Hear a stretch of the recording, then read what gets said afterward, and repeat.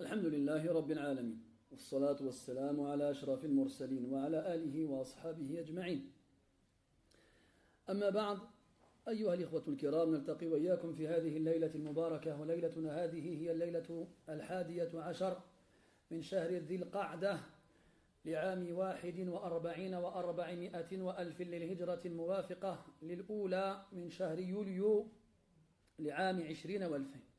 كعادتنا في ليلة الخميس نفتح كتاب الإمام البخاري رحمه الله تعالى في الأدب، وقد ختمنا بفضل الله تبارك وتعالى في الدرس السابق الباب 21 أو الباب 21 أو 50 و100 الذي كان بعنوان باب من سمع بفاحشة فأفشاها. والآن ننتقل إلى الذي بعده وهو 52 و100 وهو بعنوان باب العياب. والعياب وزن أو صيغة المبالغة من عيب يعيب أو عاب يعيب، فهو كثير التعييب. العياب هو الذي يكثر التعييب. وتحت هذا الباب 6 أحاديث. Mes très chers frères, nous nous réunissons dans cette 11e nuit du mois de Dhul Qa'dah 1441, c'est-à-dire le 1er juillet 2020, pour notre rencontre hebdomadaire dans laquelle nous étudions ensemble le livre de l'imam al-Bukhari rahimahullah ta'ala dans le bon comportement.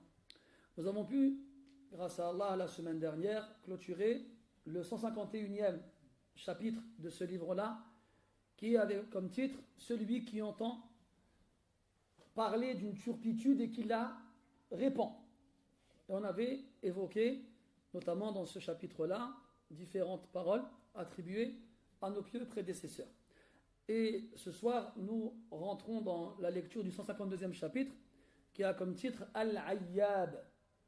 Donc Al-Ayyab, si on voulait chercher un mot en français pour s'en rapprocher le plus, on dirait le critique. Il y a la critique et le critique. Ce n'est pas une erreur de genre, je vous rassure. Donc c'est celui qui critique. D'accord ? Et en fait, ici, le verbe, le nom Ayyab, Al-Ayyab, c'est une forme exagérée de celui qui a accompli l'action de critiquer. Et quand on parle d'exagération, c'est dans, comme je vous l'ai dit de nombreuses fois, et le but c'est que ça finisse par rentrer, hein, Ma takarrara antant. Ahsant. Ma takarrara taqarrara. Ce qui se répète finit par s'installer, normalement, dans un cerveau humain normalement constitué. Chose que vous avez tous, Inch'Allah.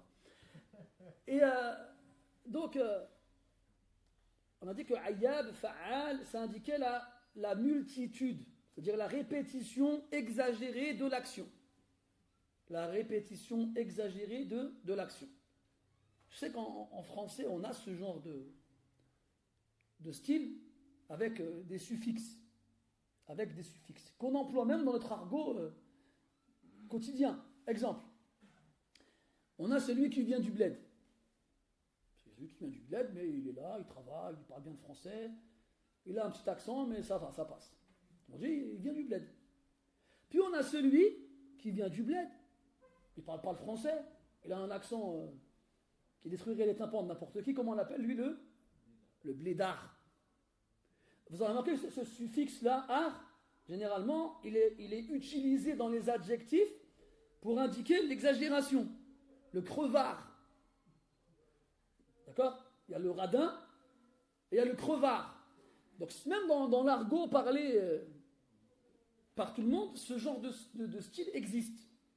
Donc en français, ce sera généralement soit des suffixes, ou bien des fois c'est des synonymes.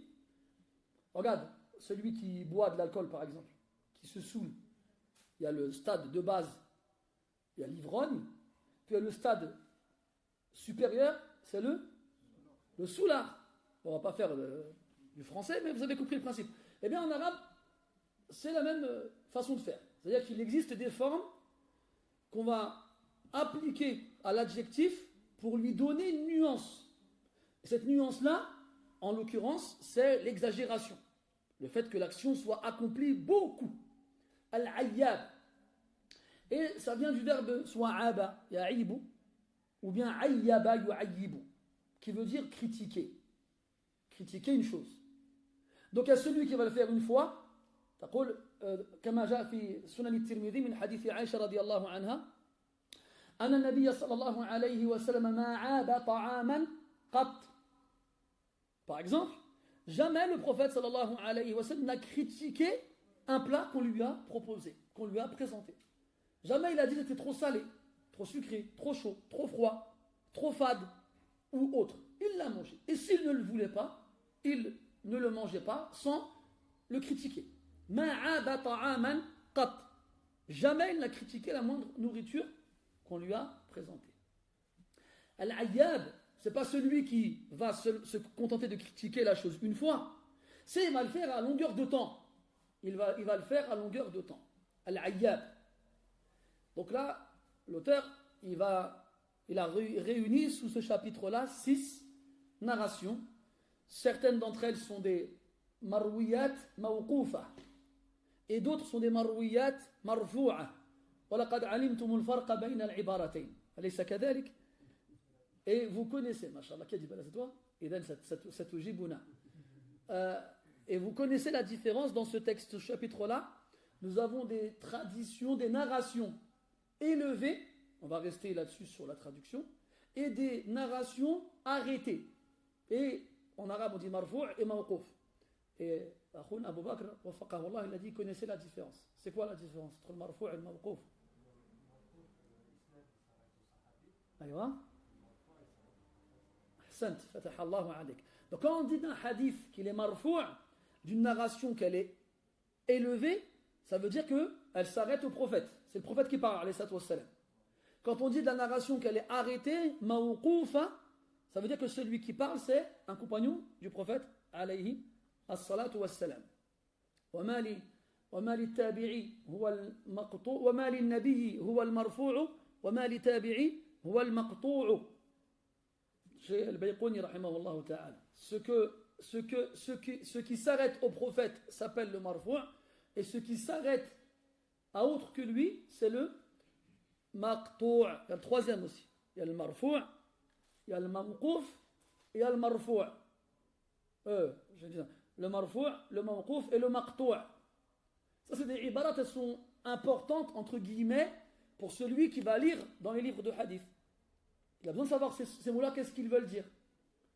Si par contre il ne lit pas dedans, il n'a pas l'obligation de les connaître, mais qu'il n'aille pas dire moi j'étudie ou bien je connais la science ou je ne sais pas quoi. Fais ce que tu veux, mais laisse la science aux autres. Taïb. Donc on aura dans ce chapitre-là des paroles attribuées au prophète et des paroles attribuées à autre que lui. نبدأ مع الحديث السابع والعشرين والثلاثمائة.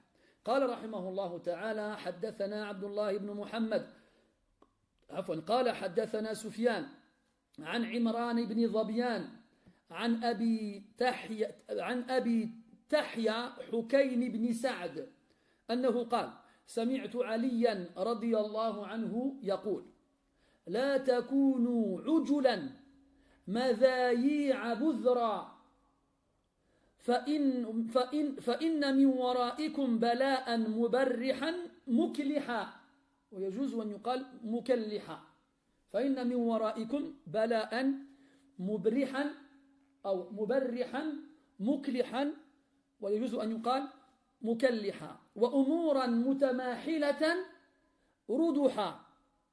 وكان علي رضي الله عنه معروفا ومشهورا بفصاحته العظمى.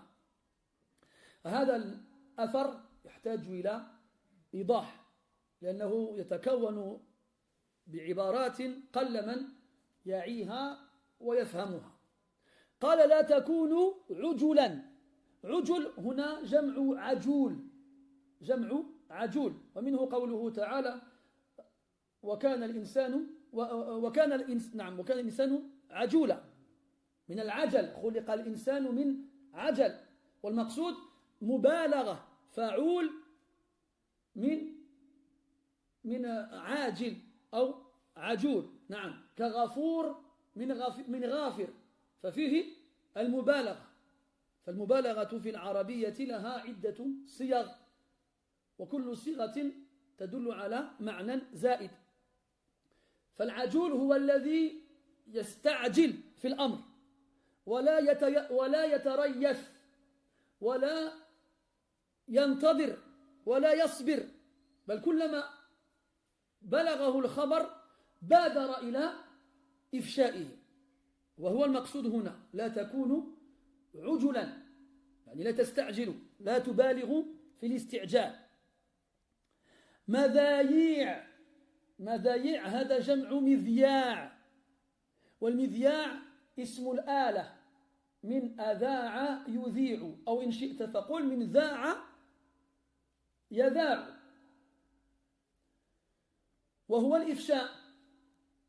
وهكذا يسمى في العربية الفصحى المعاصرة هذه الأجهزة التي تبث الصور والأصوات، فيسمى هذا البث إذاعة. وتسمعون هذه الكلمة الإذاعة في الراديو مثلا ولا في التلفاز، احنا نقولها مثلا الراديو ولا التلفاز، لكن الأفصح أن يقال المذياع، وهي الآلة التي تذيع وتبث الأصوات أو الصور أو كليهما معا. لا تكونوا عجلا تستعجلون، مذايع تبثون.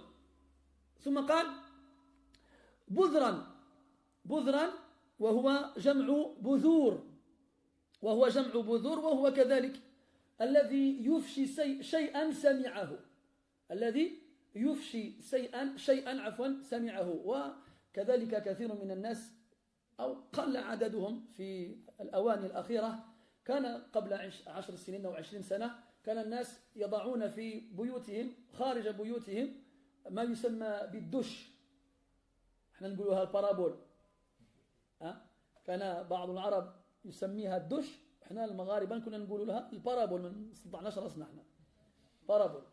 فهذه الكلمة التي تناسبها في العربية الفصحى البذور، بالذال البذور، لأنها تبث وتذيع وتفشي الأشياء التي سمعتها، فبمجرد وصول الخبر إليها تبثه وتفشيه. هذا معنى البذر عفوا هنا. ثم قال فإن من ورائكم بلاء مبرحا. المبرح والشديد، شديد المشقة، ذلك البلاء سيتميز عن غيره، مع أن في كل بلاء مشقة، لكن هذا البلاء الذي أشار إليه علي رضي الله عنه بالغ المشقة، فيها مشقة لا تكاد تحتمل، مشقة عظيمة شديدة، مكلحا، ويجوز أن يكون مكلحا مأخوذ من الكلوح، والكلوح بمعنى العبوس، والعبوس أيضا بمعنى الشدة. ثم قال وأمورا متماحلة ردحا، فالمتماحلة الطويلة، المتماحل الطويل، والردح جمع رداح معناه الثقيل، إذن نلخص ما بينا معناه ونقول أن كلام علي رضي الله عنه معناه لا تستعجلوا إذا بلغكم الخبر، ولا تذيعوه من غير تثبت، ولا تفشوا ما يجب أن يبقى سرا. ومن ورائكم أي بعد مرور سنين أو قرون أو مدة معينة ستبتلون ببلايا عظيمة المشقة شديدة، وتجعل الناس تنعبس وجوههم، والعبوس ضد السرور والبهجة والفرحة، فالناس خلال هذه الأيام الصعبة لا تكاد تجد أحدهم منبسطا مسرورا يبتسم، ولا يظهر على وجهه أثر الفرحة والسرور، بل يكون عبوسا. وأمورا متماحلة ردحة أي أمور طويلة، هذه البلايا ستمتد في الزمن، تبقى طويلا وتكون ثقيلة، فيصعب على الناس أن يتحملوها. طيب هل علي رضي الله عنه ينزل عليه الوحي؟ لا، ليس نبيا، إنما هو صحابي كريم جليل رضي الله عنه، لكنه ليس بنبي فلا ينزل عليه الوحي. فأنى له أن يقول مثل هذا الكلام؟ لا بد أن يكون قد سمعه من النبي صلى الله عليه وسلم مسبقا، وإن لم يعلن هذا فنقول لكلامه أنه موقوف لكن له حكم الرفع، لأنه يتحدث في أمور من الغيب لا سبيل لأحد بمعرفتها إلا عن طريق الوحي. طيب. Donc ce hadith-là, c'est une parole attribuée à Ali ibn Abi Talib, radiyallahu anhu. Zawjul Batul akhur Rasoul, comme il disait Al-Qahtani dans sa Nouniya, rahimahullah, quand il parlait d'Ali, il disait Zawjul Batul, l'époux de la Vierge, il faisait référence à Fatima ici, la fille du prophète, qui n'a jamais été mariée avant de se marier avec Ali. Akhur Rasoul est le frère du messager. Le frère dans le sens où il est proche, c'est le plus proche de lui par rapport aux autres compagnons dans la famille parce que c'est son cousin germain, le fils de son oncle paternel. Ali radiallahu anhu était connu pour son éloquence. Il avait une façon de s'exprimer extraordinaire qui mettait en difficulté même les gens arabes qui comprenaient l'arabe devant lui. Des fois, même eux, ils disaient, écoute là, on a du mal à te suivre. Et là, c'est une différence entre le fasaha et le balagha. Le fasaha, c'est l'éloquence. C'est le fait d'utiliser les termes les plus soutenus possibles, qui montrent à quel point tu as une connaissance profonde et large de la langue. Et le balagha, c'est l'art de se faire comprendre. C'est l'art de se faire comprendre. Et Ali d'ailleurs, radiyallahu anhu, lui-même disait La tuhaddithu qawman bi hadithin la tablughuhu uquluhum illa wa kana li ba'dihim fitna. Il disait, radiyallahu anhu, il n'y a pas un groupe de personnes à qui tu t'adresses d'une façon que leur compréhension n'arrive pas à cerner, sans que les mots que tu leur donneras ne soient pour eux une fitna, une tentation ou une épreuve. Ils la comprendront mal et pourront mal l'interpréter et donc mal agir. Donc on fait attention. C'est bien beau de parler une langue parfaitement, mais le but ce n'est pas de te vanter de ta maîtrise de la langue face aux gens à qui tu parles, mais qu'ils te comprennent. Donc plus le mot que tu emploieras sera compris, moins il y aura d'ambiguïté pour les gens et de risque à ce qu'ils comprennent mal, mieux c'est. Même si ton niveau de langage, il est simple. C'est pas parce que quelqu'un s'exprime avec des mots simples qu'il est moins intelligent que quelqu'un qui s'exprime avec des mots compliqués. Parce qu'aujourd'hui, c'est ça le critère. Vous avez remarqué? Quand quelqu'un il parle avec des mots difficiles, aujourd'hui, il est trop fort, lui. C'est une tête. Non, c'est pas le but. Le but, c'est qu'on te comprenne. Pas que tu, comment dirais-je, tu récoltes les éloges des gens parce que tu parles bien. Et d'ailleurs, dans un hadith, le prophète dit sallallahu alayhi wa sallam akhwafu ma akhafu ala ummati munafiqun alimun lisan. Ou comme qala alayhi salatu wa sallam, la chose que je crains le plus pour ma communauté, c'est un hypocrite maître de la langue. Un hypocrite maître de la langue.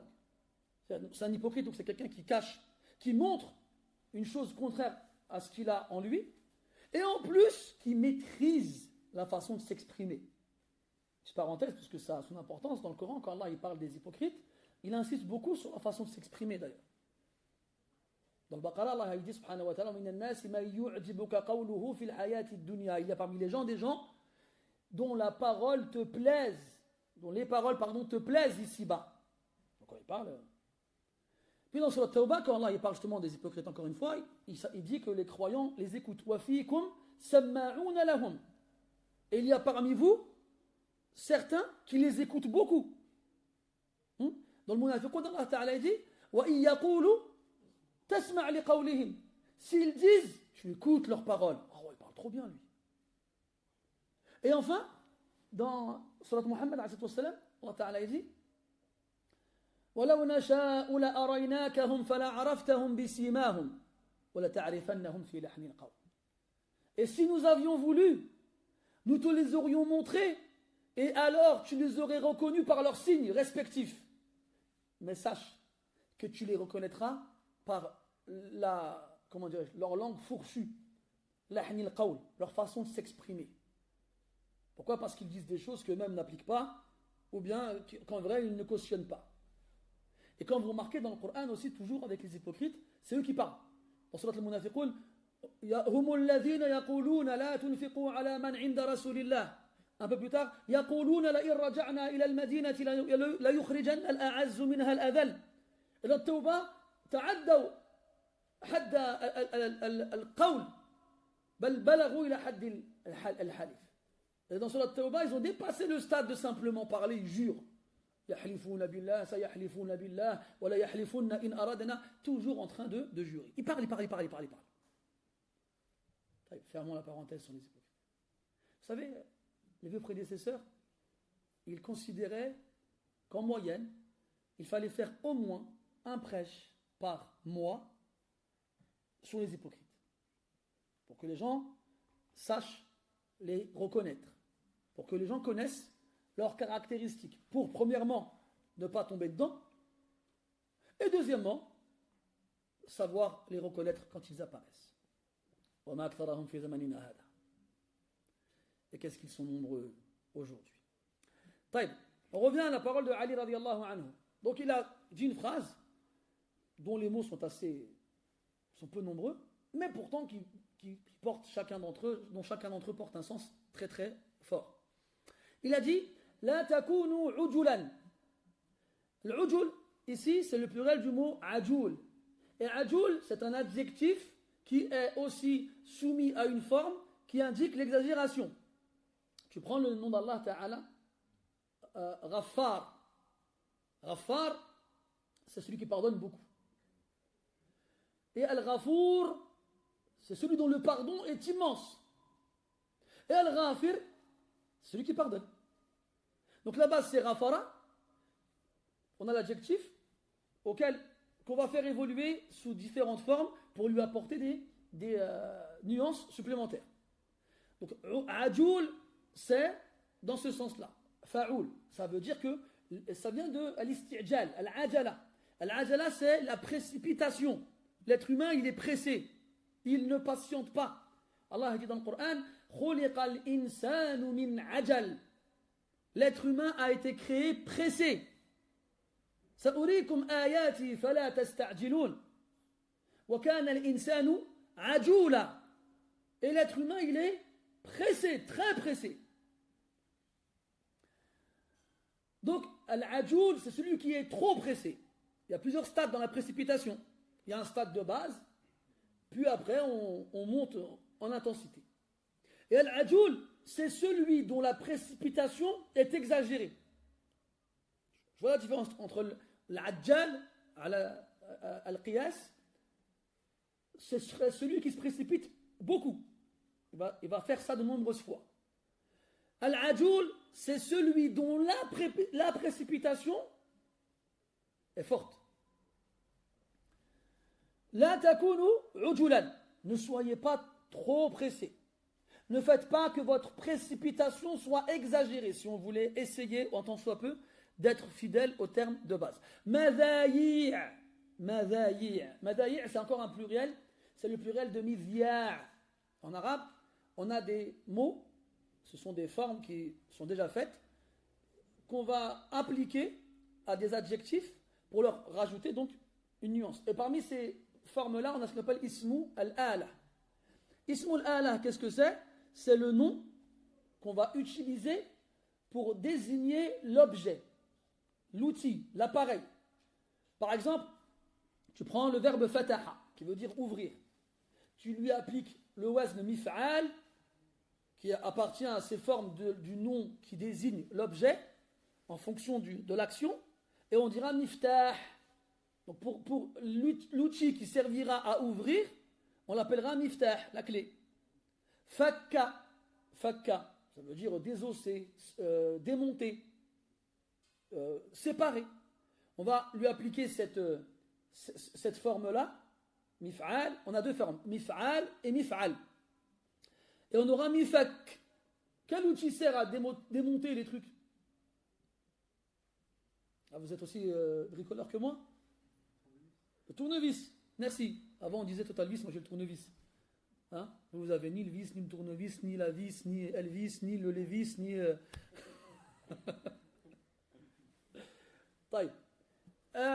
le tournevis, وهكذا. Donc ici, midya'. On sait donc que midya', ça répond à la forme mif'al. Je vais enlever les lettres en plus, le mim, le alif, je vais me retrouver avec le fa, le ayn et le lam. Donc le verbe à la base c'est dha'a. Dha'a. Et dha'a ça veut dire quoi? Répandre, propager.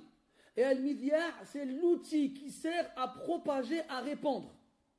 Et dans l'arabe littéraire contemporain, les premiers, on appelle ça le majma' al-lughawi, c'est une sorte de, comment on peut appeler ça, de colloque. C'est comme en France, vous avez l'académie française. Donc c'est les pointures dans la langue française qui se réunissent et qui estiment que tel mot il est correct ou bien ne l'est pas. On a le même système pour les arabophones, on appelle ça le majma', l'académie si vous voulez. Donc les plus érudits en arabe se réunissent et quand il y a un mot ou bien un outil qui est nouveau, on va chercher dans la langue arabe un verbe qui désigne l'action de l'outil, puis on lui applique cette forme pour lui donner un nom arabe. Et pas besoin de chercher un nom étranger. Bon, nous, malheureusement, on a tendance à pas vouloir se casser la tête, on répète le mot comme il est dit dans la langue de base, comme la télévision par exemple. On dit tous tilfaza, par exemple. Tilfaza, yak. La radio, on dit radio. Le bateau, on dit bateau. Ou bien certains disent babord, tribord, babord. Non? Le train traîne. Vous l'avez tous vu cette application sur l'iPad là. Vous l'avez vu? Tu vas apprendre une langue du Maghreb. Donc tu as plein de langues dans l'application. Tu as l'anglais, le chinois, l'espagnol, ce que tu veux. Tu as des dessins, c'est pour les enfants. Tu appuies sur train, ou bien tu appuies sur n'importe quel véhicule ou objet, et tu as l'équivalent du mot dans la langue choisie. Et puis quand tu vas dans les langues du Maghreb, tu appuies sur voiture, et tu as une voix qui dit voiture. Tu appuies sur train, train. Tu appuies sur l'avion, l'avion. Alors qu'on a des mots en arabe pour appeler ces choses-là. On en a. Pourquoi? Bref. Donc, al-midya', nous, on appelle tout appareil qui reçoit des ondes. Quand je parle d'ondes, c'est soit donc des ondes sonores ou visuelles, ou les deux. Tous les appareils qui reçoivent et qui émettent peuvent s'appeler en arabe midya'. Ça va inclure la télévision et ça va inclure la radio. Midya'. Midya'. Donc, au lieu de dire télévision, tu diras midya'. ناولني لوحة التحكم حتى أترقب ما يذاع في المذياع. مثلا, traduction, donne-moi la télécommande que je vois ce qu'il passe à la télé. Tu aurais dit quoi? أعطيني التليكوماند نشوف التلفازة. Tu vois là la différence. Télécommande aussi. Donc, il a dit madhayi', ne soyez pas des objets qui reçoivent des ondes et qui les émettent. Parce que l'objet en question, sa fonction, c'est quoi?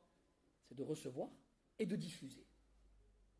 Ces appareils-là reçoivent des ondes et les diffusent. Ne font pas comment dirais-je, le filtre. Il n'y a pas de filtre. L'appareil, il ne réfléchit pas. Il a été conçu pour ça, recevoir et émettre. Ne soyez pas tel ce genre d'appareil. Là, vous allez me dire, mais comment Ali il peut nous parler d'appareil de ce genre-là? Non, là, il fait référence à l'action. D'accord? Ne soyez pas comme ça.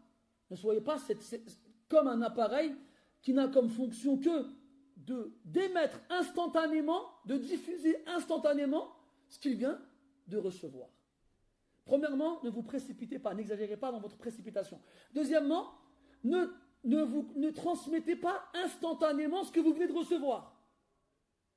Troisièmement, il a dit boudra ou la badra. Non, boudra.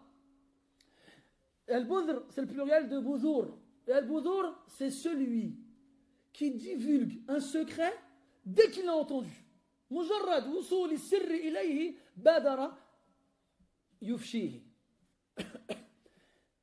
Il y a des gens, quand on leur confie un secret, ala maratib, ils ont plusieurs stades. Il y a celui, masha'Allah, c'est une tombe. Tu peux être sûr que jamais il divulguera ton secret. Et c'est comme ça que le croyant il doit être. Il ne doit pas divulguer le secret de qui que ce soit.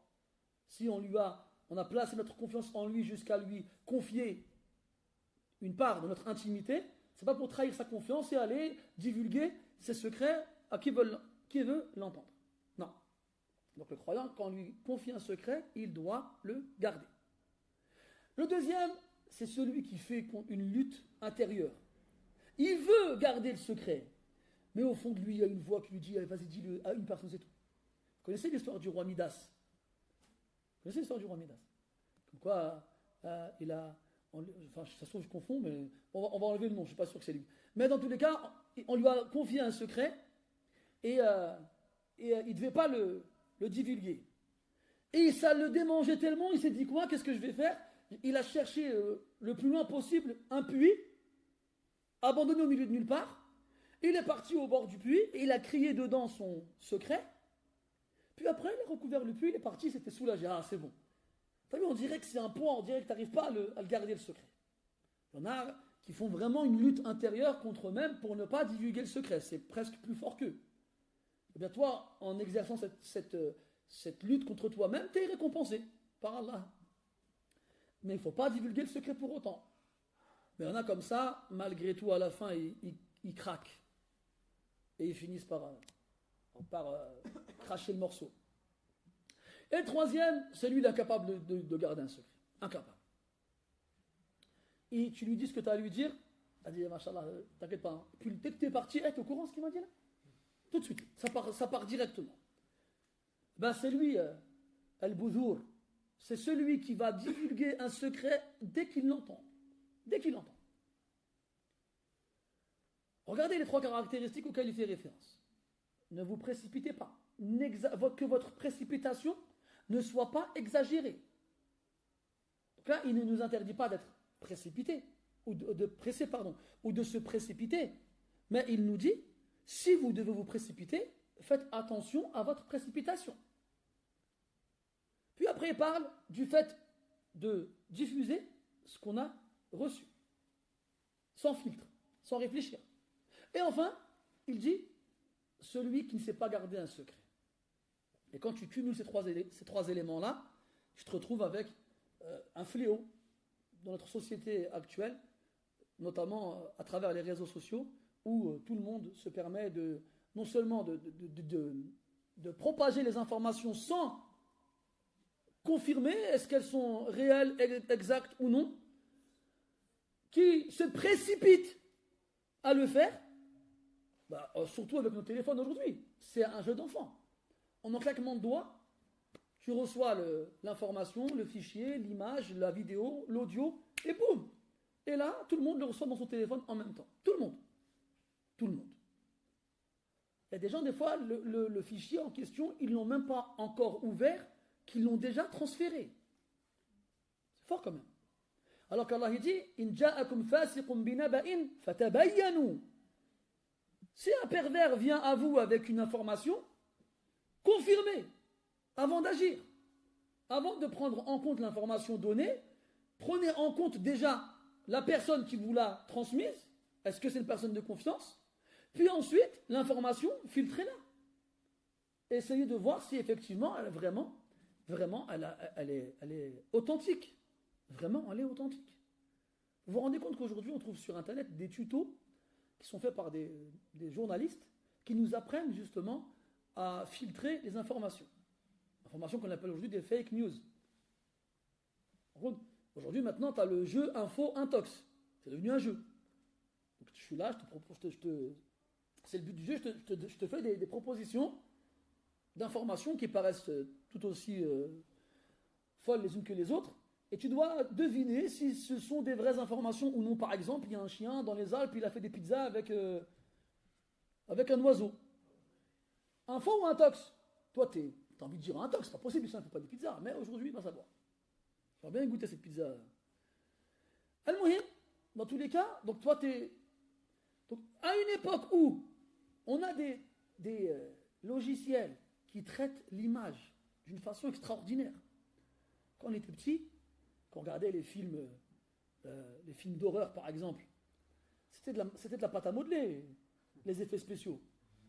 Moi j'ai un souvenir, un vieux film des années 70, il s'appelle Le choc des titans. Ils ont fait une version il y a quelques années de ça. Je vous parle de la première. Ça traçait les histoires de la mythologie grecque, avec Orion, Persée et tous les autres. Et à l'époque, quand on était petit, on regardait ça.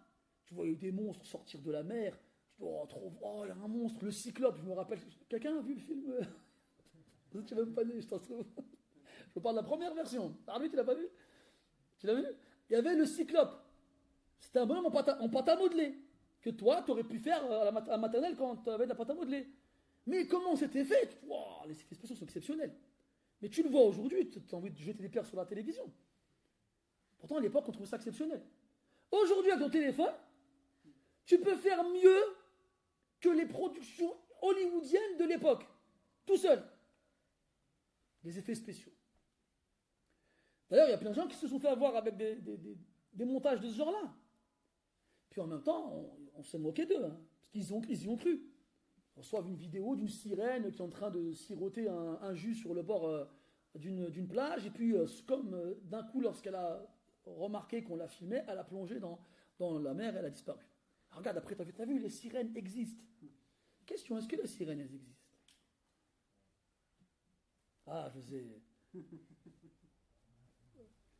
On appelle ça en arabe Hurriyatul Bahr. Qu'est-ce que t'en penses?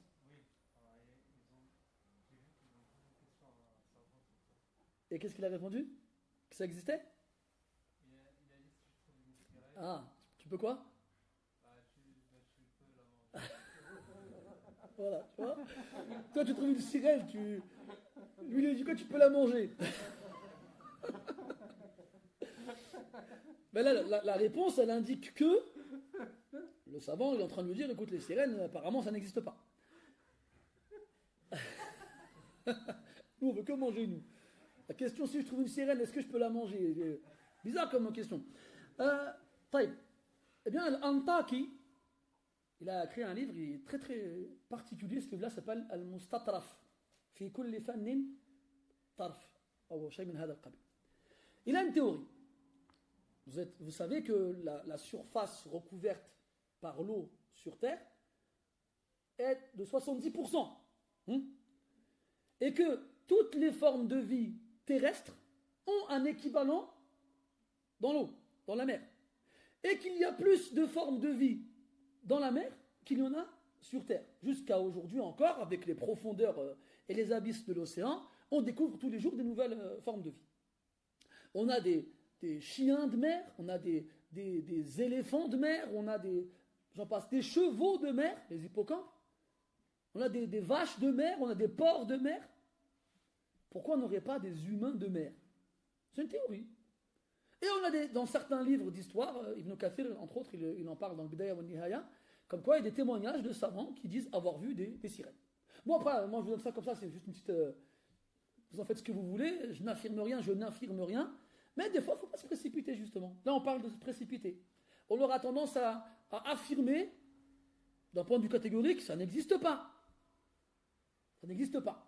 Je suis tombé la dernière fois sur un article dans l'océan Pacifique, dans la région du Japon, le pays préféré de certaines personnes dans cette pièce que je ne citerai pas.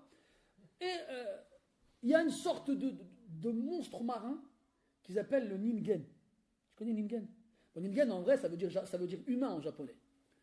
Je le savais. Tu ne savais pas? Ah, tu vois? Et en fait, c'est un monstre marin gigantesque et qui existe. Dernièrement, il a été prouvé que ce monstre marin, il existait, c'est une sorte de grande, comment dire, aiguille, pas aiguille, une anguille, une sorte d'anguille géante, blanche, qu'ils appellent ça un ningen. Regardez sur Internet, peut-être n'importe quoi sur Internet, vous verrez que ça existe.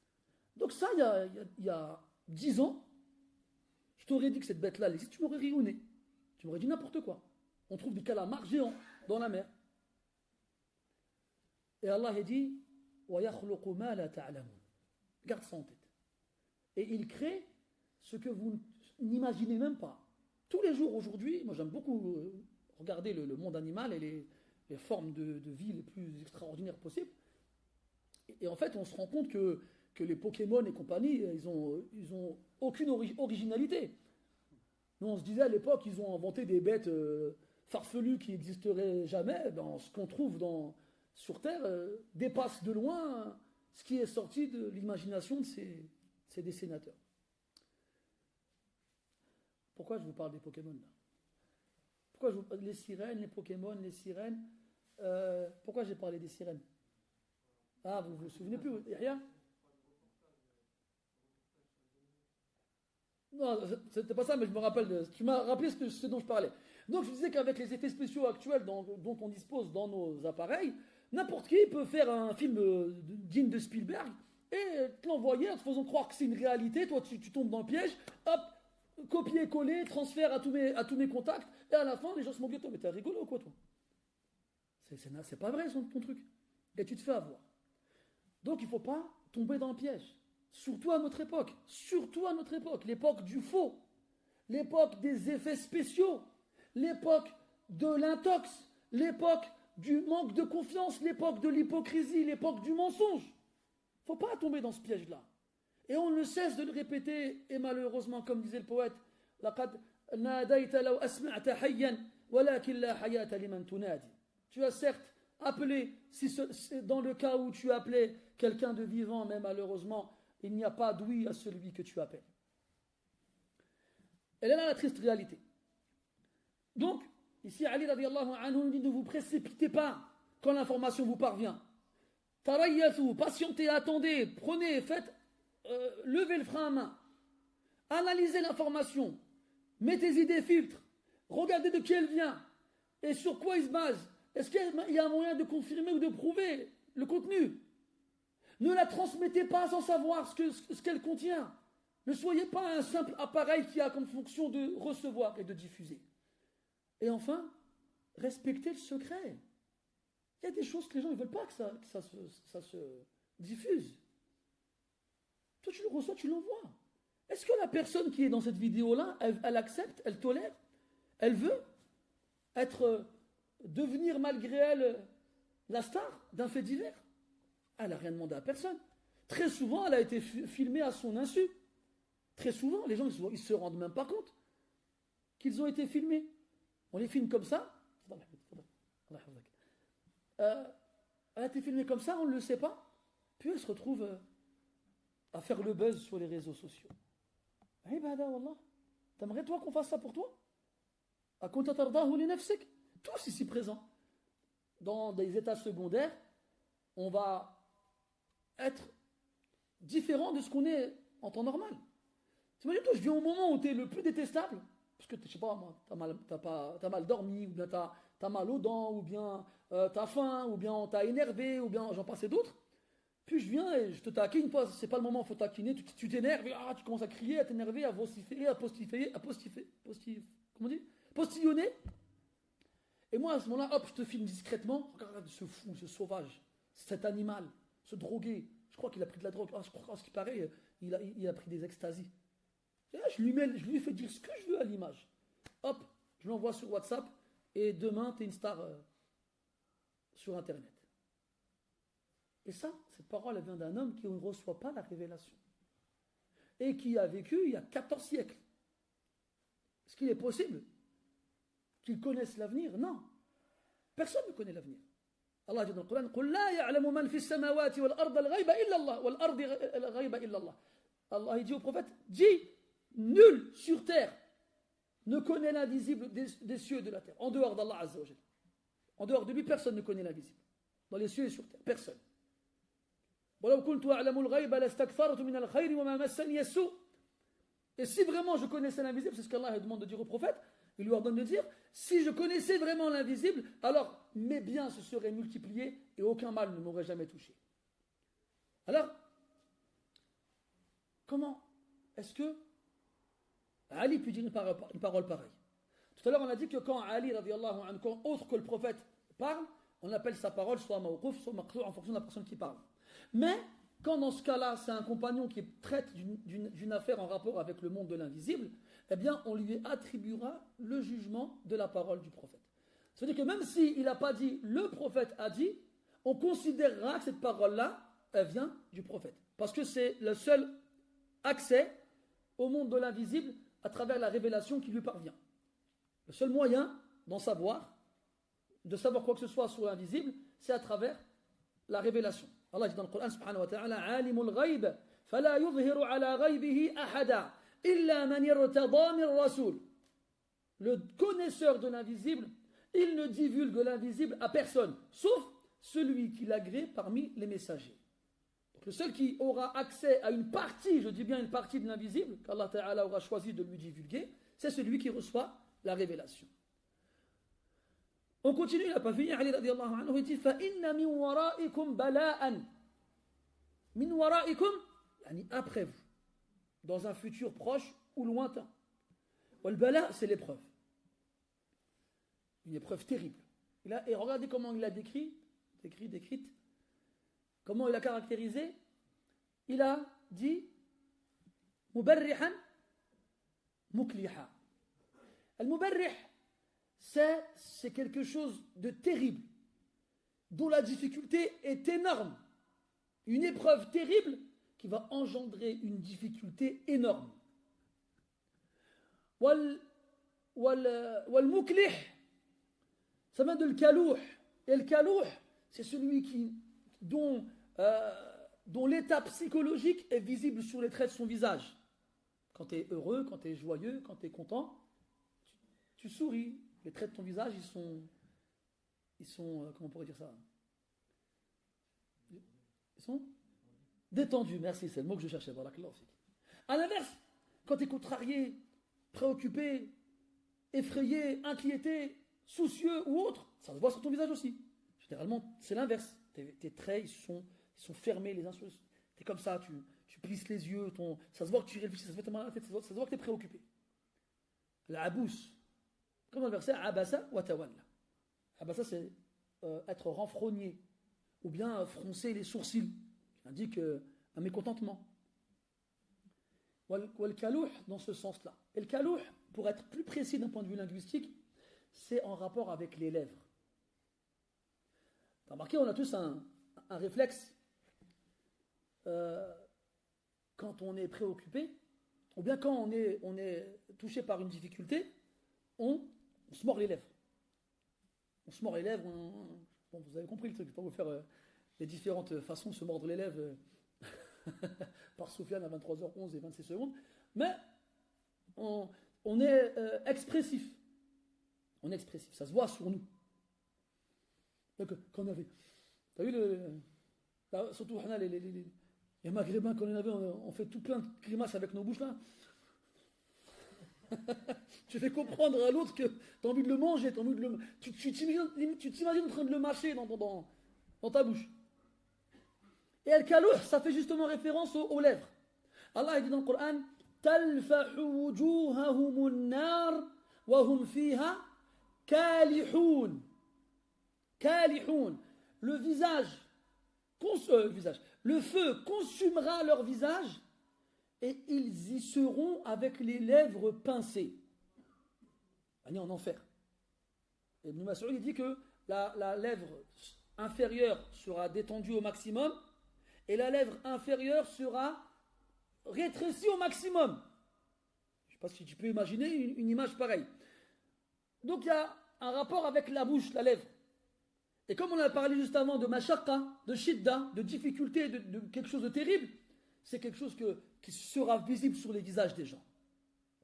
Bientôt, ce qu'il dit Ali radiallahu anhu, bientôt, après vous, il y aura des épreuves, des calamités, des fléaux, terribles, difficiles, dont les conséquences seront visibles sur vos visages. On verra la difficulté sur vos visages. On verra à quel point c'est dur pour vous de subir une épreuve pareille. Puis il dit wa umuran mutamahilatan ruduha. Et des choses qui vont arriver mutamahila, yani longue. C'est pas une épreuve qui va durer quelque temps et qui va se dissiper dans l'air.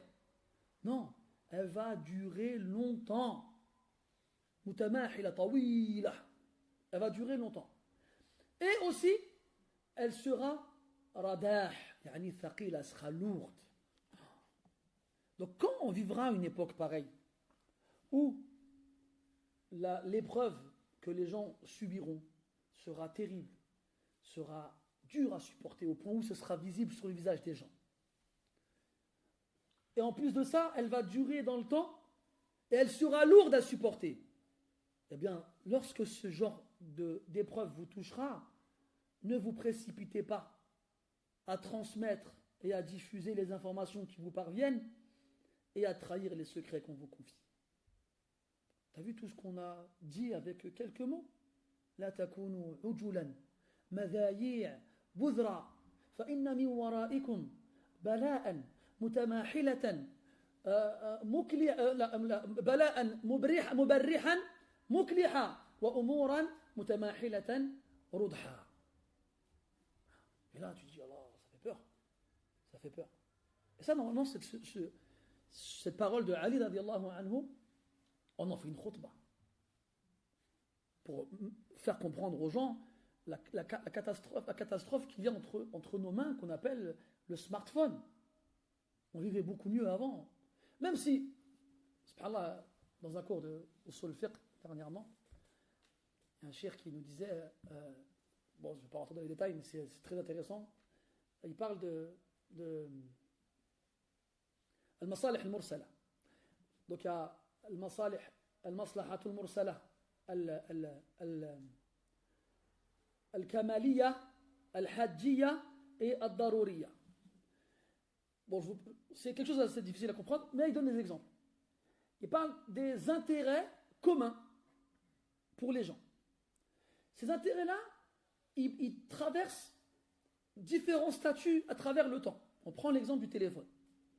Vous avez vu, quand on a un nouvel appareil qui est disponible, généralement les premiers à l'avoir, ce sont les gens aisés, les gens riches.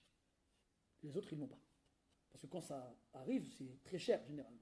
Il n'y a que les riches qui y ont droit. Je prends un exemple, on va prendre un autre exemple. L'électricité. Quand l'électricité est apparue, donc avant qu'elle n'apparaisse, par définition, personne ne l'avait. Et les gens vivaient très bien sans. Ils arrivaient à vivre. Puis elle est apparue. Les premiers qui ont eu accès à l'électricité étaient les gens les plus privilégiés. Et donc à ce moment-là, avoir accès à l'électricité était un luxe. C'était un kamal. Tu peux t'en passer. La preuve, la plupart des gens n'en avaient pas. Et ils vivaient quand même. Puis avec le temps, l'électricité est devenue un besoin. Un besoin. C'est-à-dire que la plupart des gens vont l'avoir. On pourra s'en passer, mais difficilement. D'accord? Et enfin, avec le temps, l'électricité est devenue une nécessité. Tout le monde l'a, et personne ne peut s'en passer. Tu as vu l'évolution de la chose? Les téléphones, c'est pareil. Au départ, dans la fin des années 90, quand les téléphones portables ont commencé à émerger, on avait tous des briques. Moi, je me rappelle, mon premier téléphone, il était pesé facile 1 kilo. Bon, j'exagère. Il pesait quand même son poids. Tu pouvais seulement jouer au serpent avec et téléphoner. Petit à petit, les téléphones, ils évoluent. Ils évoluent et on y inclut des appareils photo. Vous vous souvenez, à l'époque, la qualité d'image n'était pas terrible. C'était 1 mégapixel à tout casser. 2 pour les meilleurs téléphones. Et pareil, c'est pas tout le monde qui avait des téléphones. C'était Sama, ceux qui voulaient jouer Sama, t'as vu, j'ai un téléphone. Tu vois? Tu réglais ton réveil avec la sonnerie du téléphone pour faire croire que tu recevais un coup de téléphone. Allez, vous l'avez fait, toute la vérité.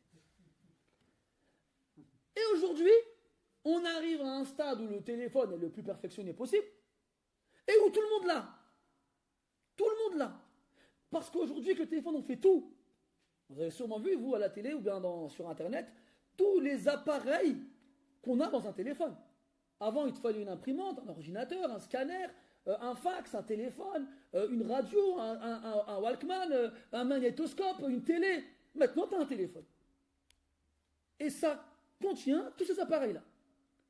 Donc, aujourd'hui, tu n'as pas de téléphone. En plus, aujourd'hui, maintenant, les données personnelles, certains, ils y enregistrent même leurs coordonnées bancaires. Ils ont leur numéro de téléphone, leurs adresses. Tu as vu, quand tu perds ton téléphone, les gens, ils sont en stress. Ils disent quoi? Il y a ma vie dedans. C'est ce qu'ils disent, les gens. Il y a ma vie dedans. T'imagines? Le stade que ça a atteint du téléphone, c'est devenu le réceptacle de ta vie. Et là, les scientifiques sont en train de réfléchir à un moyen de télécharger sa conscience dans un ordinateur. Oh.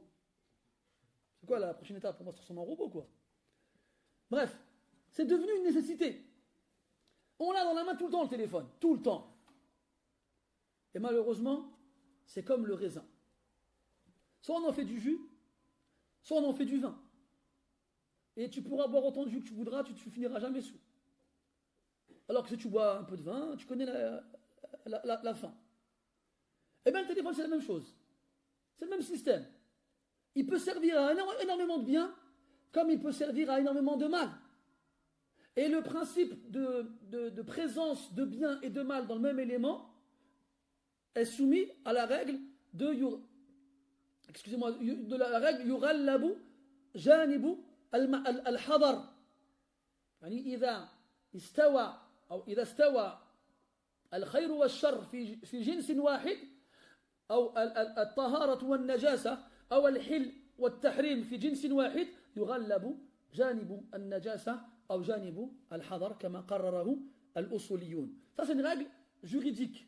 Lorsqu'on trouve dans un seul élément du bien et du mal, de la licéité et de l'illicité, de l'interdiction, ou bien de la pureté et de l'impureté, on donnera toujours la suprématie à ce qui est négatif, au mal, l'impureté ou l'illicéité. Exemple, le cheval est un animal pur, licite à la consommation selon la majorité des savants. Sauf chez l'imam Malik qui considère que c'est makrouh et pas interdit, détestable et pas interdit. Comme vous le savez, si le cheval s'accouple avec un âne, ou entre autres avec une ânesse, ils donneront naissance à une mule. L'âne est interdit à la consommation. La mule sera donc l'hybride d'un animal licite à la consommation et d'un animal illicite à la consommation. Quel sera son jugement? Donc selon la règle que je viens de vous donner, il est illicite. Pourquoi? Parce en lui se regroupe deux choses. La licéité et l'interdiction.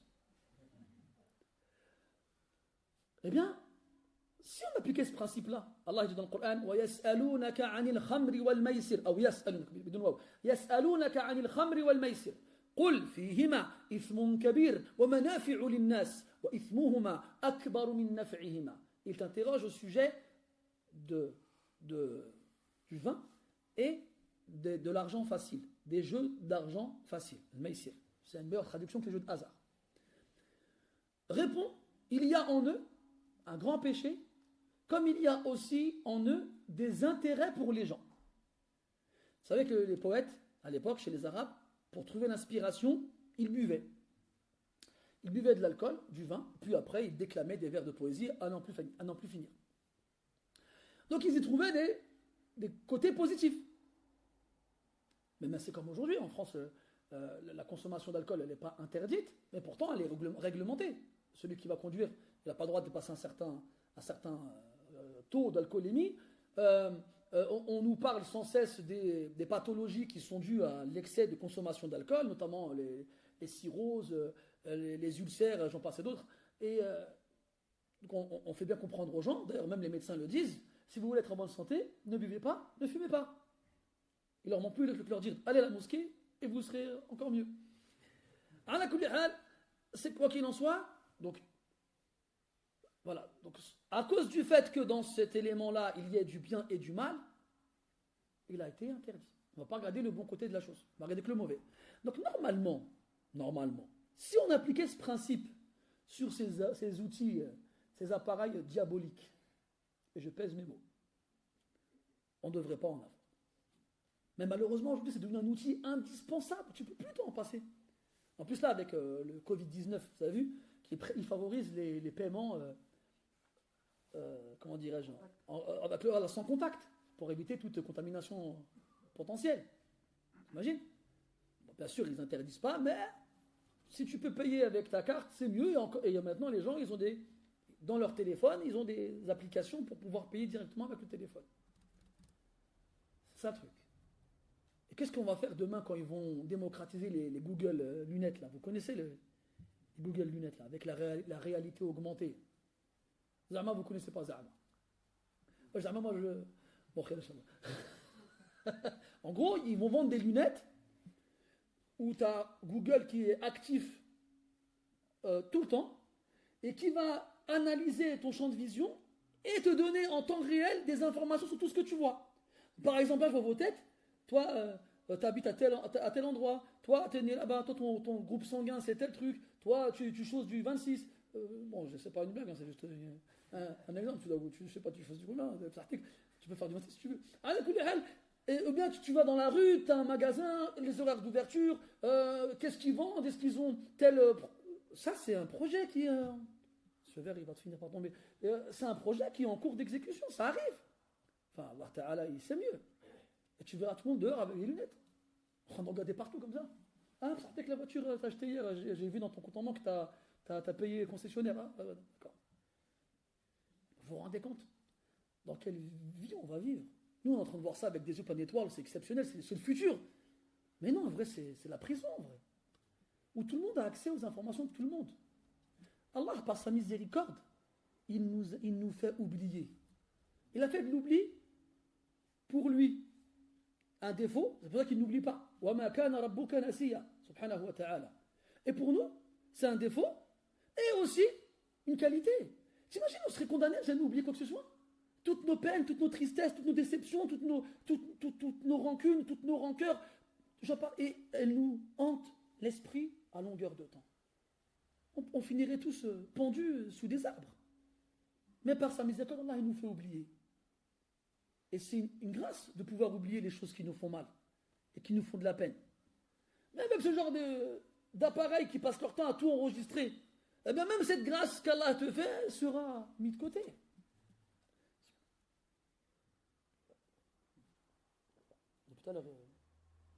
Donc, ces appareils-là, il faut vraiment qu'on les prenne en compte, qu'on les pèse avec la balance de la foi et de la raison. D'ailleurs, vous avez tous vu les plus grands créateurs de ces appareils les interdisent à leurs enfants. C'est la folie quand même. Quand tu sais que le créateur de Apple, j'ai un accent qui ferait rire mourir de rire un texan, mais quand il te dit que moi j'interdis à mes enfants d'avoir un iPad, je leur oblige de lire, je leur ordonne de lire. Tous les gens, les têtes de Facebook et les plus grands réseaux sociaux, pareil. Ça, c'est trop fort, ça. Parce que celui qui est à l'origine du poison, il sait à quel point il est dangereux. Il sait à quel point il est dangereux. Alors il le donne pas, il nous le vend à des prix excessifs et exorbitants, et pourtant on se bat pour les avoir. Alors qu'il y a à travers eux notre perte. Donc là, aujourd'hui, concrètement, on achète les outils qui nous mènent à notre perte. Et là, tu les imagines dans un bureau caché quelque part aux États-Unis, dans la Silicon Valley, en train de fumer des cigares de Cuba et siroter des cocktails et compter les milliards en se fendant la poire, en se disant, regarde, ces abrutis, on leur vend l'arme qui va servir à leur propre suicide. Et ils nous payent. Et ils nous payent.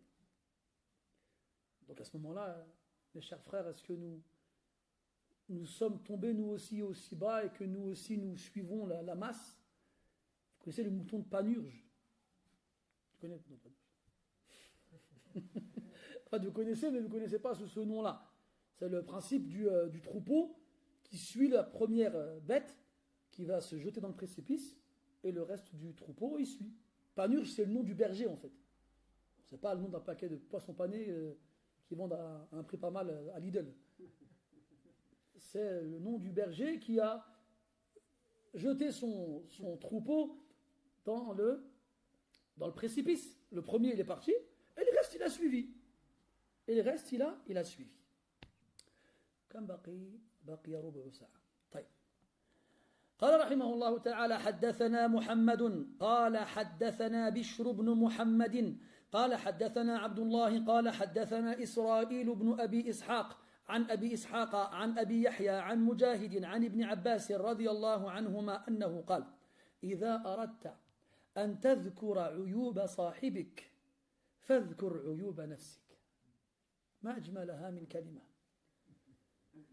Abdullah ibn Abbas radiallahu anhuma, il nous dit: lorsque tu veux évoquer les défauts de ton ami, de ton compagnon, de ton camarade, d'abord pense au tien. D'abord pense au tien. Parce que celui qui passe son temps à évoquer les défauts des autres, il se met au-dessus. Il se considère supérieur à eux. Il oublie qu'il lui aussi a des défauts. فَلِلنَّاسِ أَلْسُنٌ وَلَكَ لِسَانٌ. T'as une langue. Eux aussi, ils ont des langues. Donc toi, tu es là en train de passer ton temps à évoquer leurs défauts, eh bien rien ne les empêche d'en faire autant, vu que toi aussi tu en as. Et nous sommes tous les fils d'Adam, et nous sommes tous, nous avons tous nos défauts. Donc lorsque l'idée te vient de vouloir évoquer les défauts de ton prochain, garde en tête que toi aussi tu en as. Et garde en tête que مجرد ذكرك لعيوب غيرك في نفسه عيب. فكيف تقدح غيرك بشيء هو فيك. Le simple fait de passer son temps à évoquer les défauts des autres est en soi-même un défaut. Donc comment est-ce que tu peux critiquer quelqu'un pour des défauts alors que toi, en le faisant, tu montres que tu en as aussi. Et ça aussi, ça montre l'intelligence de la personne ou sa sottise. Parce qu'il n'y a que celui qui est sot pour oublier qu'il a des défauts et se moquer de celui qui en a aussi. Et aussi, il faut se mettre à la place des autres. Comme tu n'aimes pas toi-même que l'on parle de tes défauts aux autres, ne parle pas des défauts des autres aux autres. Comme il disait Rabi' ibn Khusay, rahimahullah ta'ala, il a dit: لما تعجب أحد أصحابه وقد طالت ملازمته له لمدة 30 سنة قال: والله إني لأصحبك هذه المدة الطويلة ولم أسمعك تذكر أحدا بسوء بل لم أسمعك تذكر أحدا بشيء.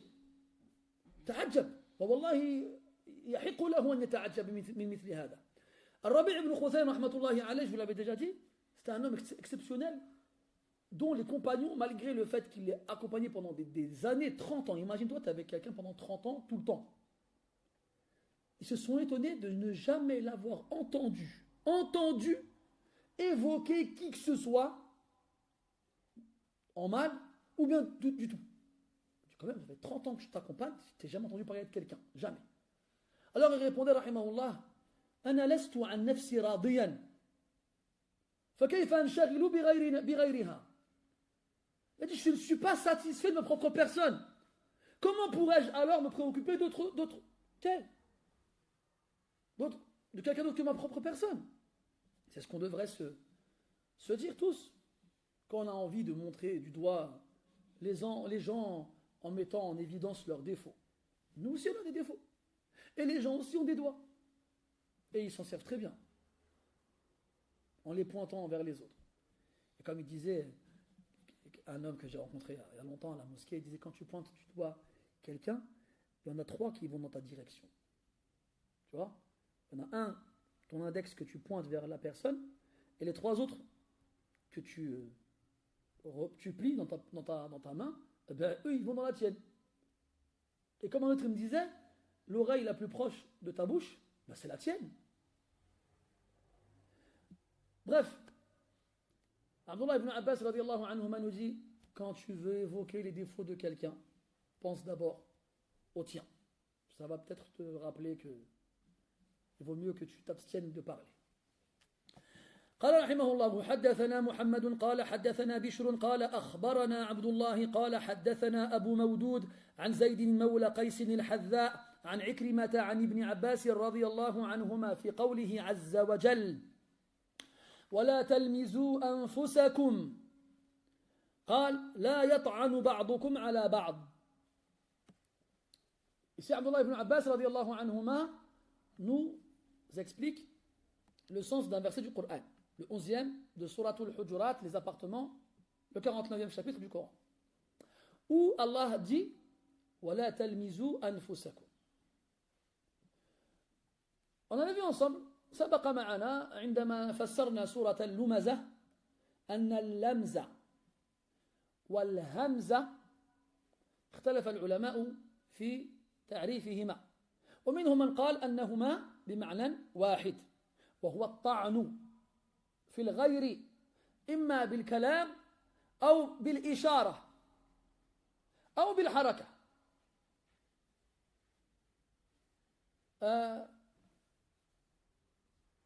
On avait vu qu'on a expliqué la sourate Al-Lumaza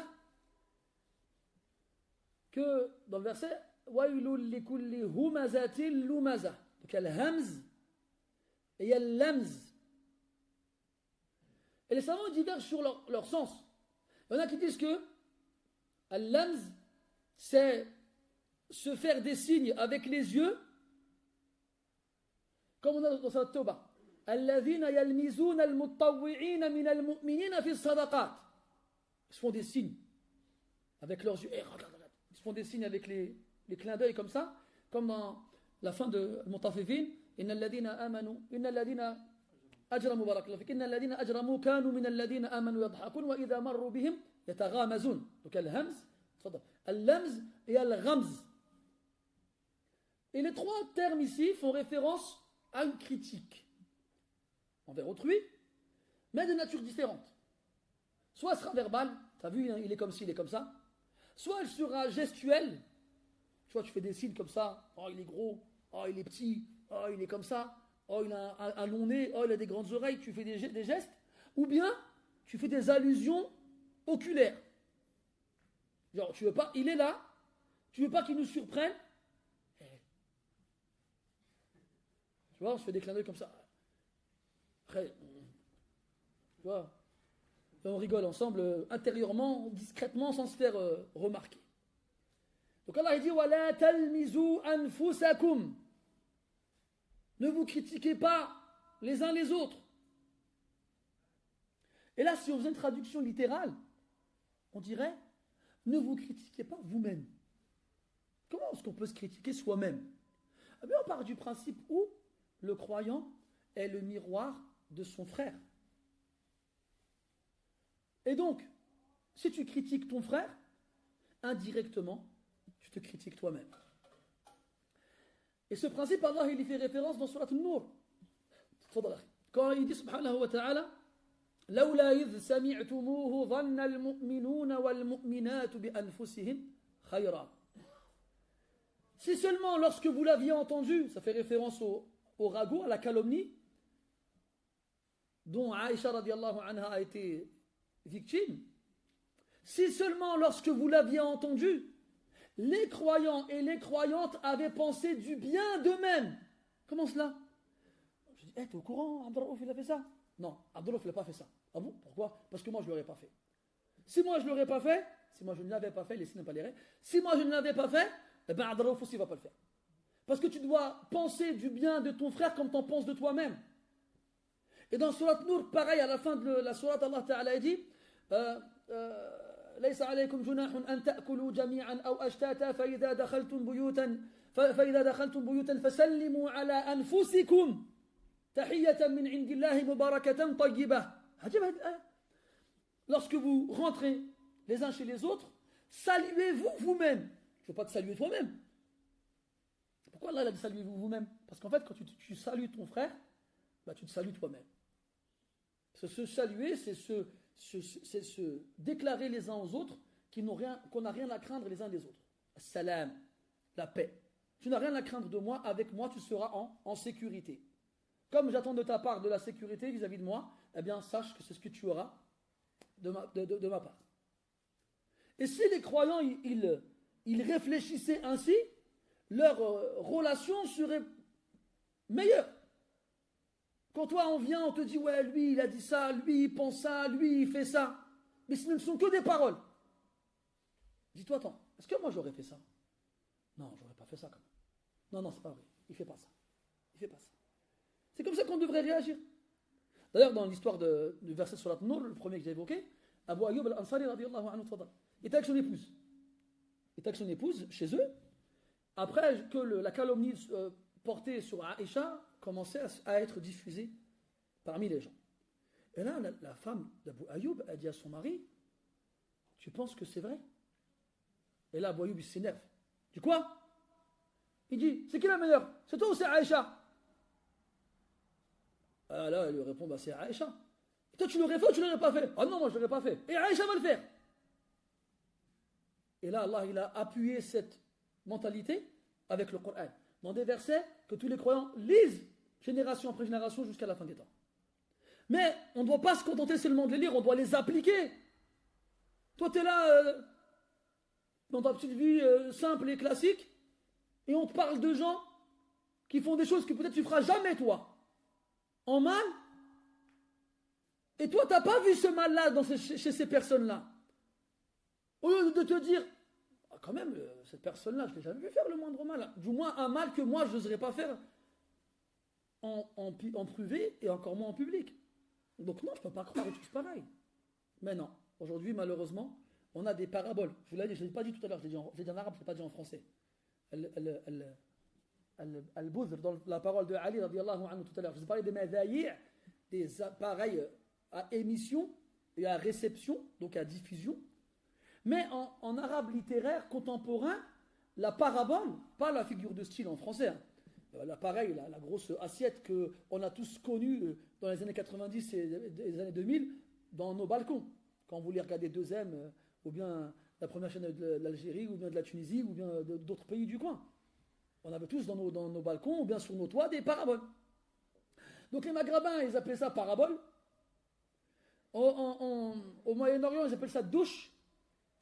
Alors qu'en arabe littéraire, on appelle ça boudour. Parce que dès qu'il le reçoit, il le renvoie. C'est le principe de la parabole. Eh bien nous, à la place des oreilles, on a des paraboles. On est là, tout ce qui est dit, on l'avale, et puis après, on le digère, pour ne pas dire autre chose. Même si des fois, c'est avec des mots forts et des images fortes que les sens y restent dans l'esprit. Comme il dit Ibn al-Qayyim, rahimahullah. Il dit, ce genre de personnes sont comparables au porc.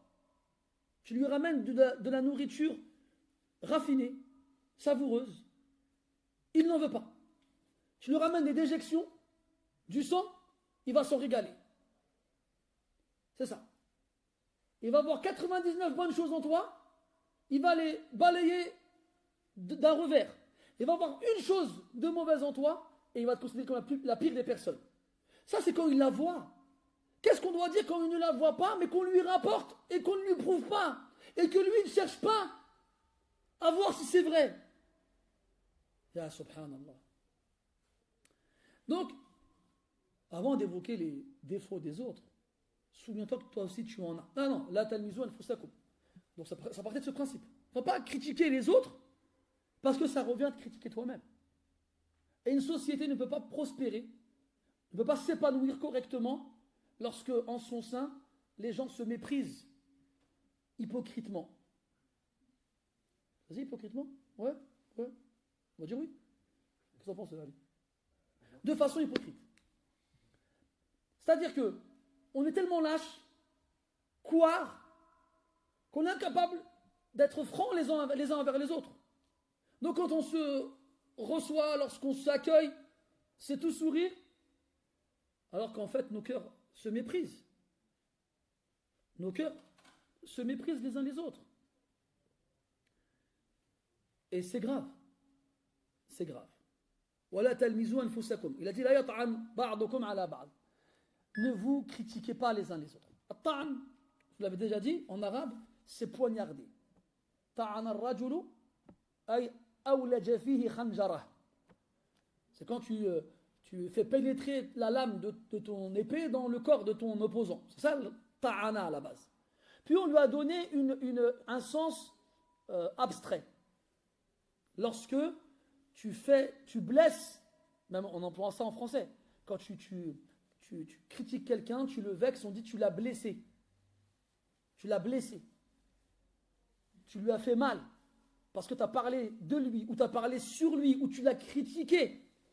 C'est comme si tu l'avais poignardé. Avec ta langue, avec tes mots, dans son dos. Et c'est le verbe qui est employé ici. La yat'an ba'dukum ala ba'd. La ta'an ici dans le sens de la critique, une critique douloureuse, une critique profonde, une critique qui laisse une cicatrice ouverte et béante, qui met du temps à cicatriser. Pas une cicatrice, je voulais dire une blessure.